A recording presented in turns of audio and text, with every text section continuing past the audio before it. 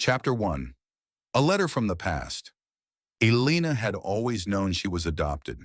Her parents, Rose and Daniel Morgan, never kept it a secret.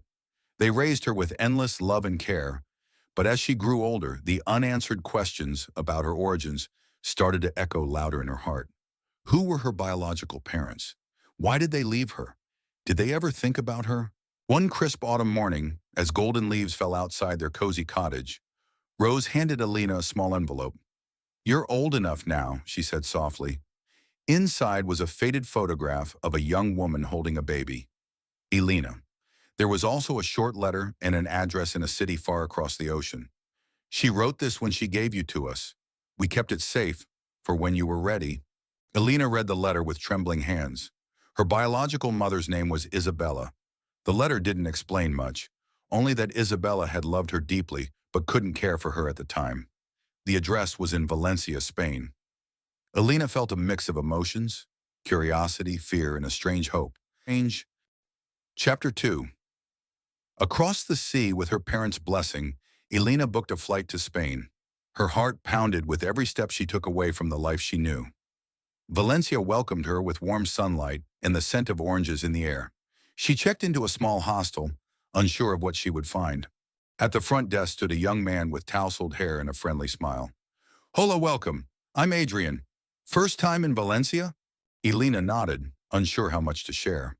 But something about Adrian's kind eyes made her open up. Over coffee, she told him her story. Adrian, a local guide and volunteer, was moved. "I want to help you find her," he said simply. Chapter 3. Finding Pieces. For days they searched the city together. The address led to an old apartment building. A woman there remembered Isabella, but said she had moved years ago.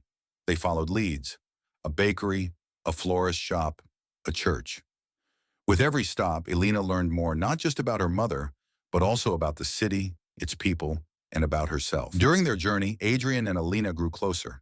They laughed, shared secrets, and explored Valencia's hidden gems. One evening, while walking along the beach, Adrian took her hand. "You're not alone in this. Whatever happens, I'm here." Chapter 4. Reunion. A break came unexpectedly. A florist remembered Isabella and provided a new address. With Adrian by her side, Elena knocked on the door of a small house surrounded by lavender plants. A woman opened the door. Her eyes widened. "Elena!" They embraced, both crying. Isabella explained through tears that she had been 17, alone, and forced to choose adoption to give Elena a better life. "Not a day passed without me thinking of you." Elena also met her biological father, Mateo, a quiet man with regret in his eyes. He had wanted to keep her, but his family had opposed it. Time healed some wounds during that emotional week. They talked, laughed, and even cried together, building a fragile but hopeful new bond. Chapter 5. Love Blooms. Back at the hostel, Adrian waited patiently. On their last night before Elena's return to her home country, he took her to a rooftop dinner. Under the stars, he knelt down and held out a ring. "I want to be the one who shares every part of your life, the joy and the pain. Will you marry me?" Tears filled Elena's eyes. "Yes, 1,000 times yes." Chapter 6. Home for All. Their wedding was a grand celebration of love and unity. Elena walked down the aisle with both her adoptive and biological fathers by her side. Rose and Isabella embraced, sharing in the happiness of the daughter they both loved. Adrian and Elena moved into a beautiful countryside mansion surrounded by rose gardens. They invited Rose, Daniel, Isabella, and Mateo to live with them. The mansion echoed with laughter, stories, and music. In her heart, Elena had found more than her roots. She had discovered love, forgiveness, and a place where all her family, old and new, could bloom together. The end.